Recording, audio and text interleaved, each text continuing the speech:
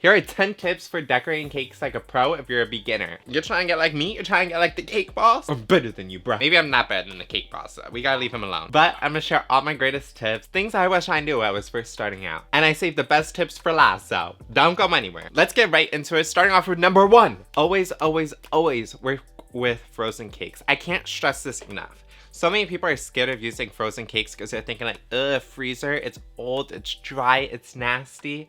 I promise you, it's the secret to cake decorating. If you put baked cake layers in the fridge, that's what dries it out. If you put them in the freezer right after they're baked, it seals in the moisture. I'm a scientist now. The molecules go into the atoms and why'd I even try? Basically, in simple terms, the steam can't escape. The steam goes right back into the cake. So when you put it in the freezer, all that steam seals into the cake, turning into moisture.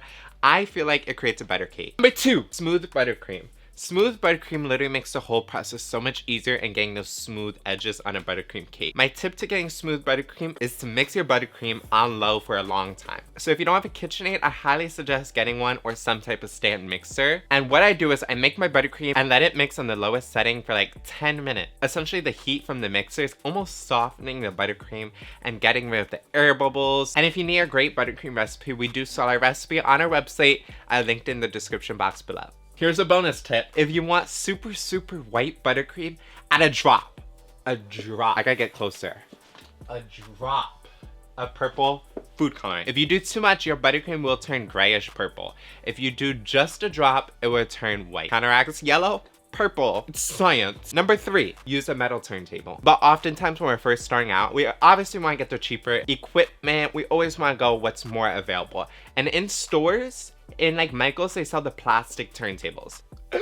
Garbage. I promise you they suck. So low on the table, so it's not great. And also when it spins, it just doesn't go smoothly. Number 4, use 3 cake layers as opposed to 2. Having a taller cake already looks nicer and more professional. I find typically when people are first starting off in cake decorating, they do short layers. And that kind of looks like a stub. You know, it's stubby. We're not looking for stubby. We want a stallion. But my standard 3 cake layers. And I always bake in a 2-inch cake pan, so each tier ends up being around like 5.5 inches tall. Number 5, don't forget to crumb coat. In the beginning, crumb coating sounds like, I don't need to do that. I was like, just because it says it doesn't mean I have to do it. You got to do it. And essentially a crumb coat is just a thin layer of icing locking in the crumbs.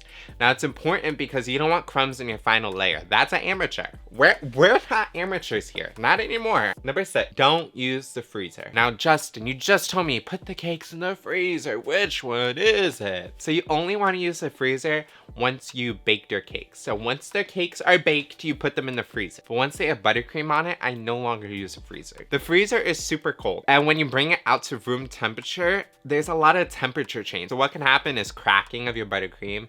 It can sweat, it can condensate. So I always grab my cake layers from the freezer, put the buttercream, crumb coat, and put it in the fridge. I no longer use the freezer. Number 7, bubble tea straw. Whenever you're stacking cakes, you have to have support. So cakes are heavy. So imagine you have your bottom tier here and your top tier. It's heavy. Something has to hold the weight of this cake or else it's gonna, we don't want.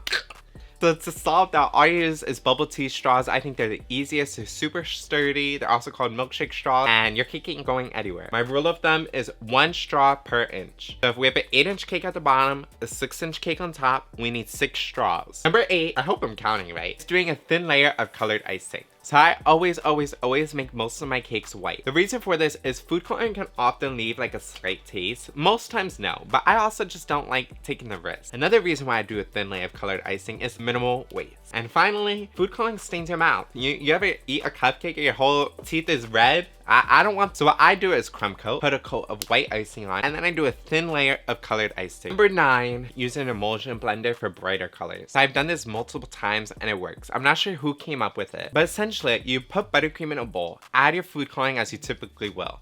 And like colors like red and black are super difficult. You gotta use the whole bottle basically. But if you use an Immersion Blender and you take it and it brightens the color, deepens the color, and it does it in a short amount of time. Number 10, and the last and final tip, is stop being afraid. Confidence is the biggest thing in the kitchen. Whether you're a chef, whether you're a home baker, home cook, anything.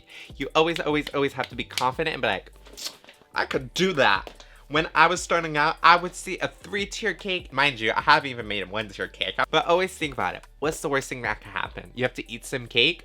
Oh, I feel so bad for you. You have to practice, practice, practice, and don't be afraid of taking the risk, challenging yourself, and that's the only way you learn. Hope you guys enjoyed these tips. Let me know which one was the most helpful, and let me know if you like, I have more tips. Should we do this again? Be sure to subscribe and hit the like button, and you know what you gotta do.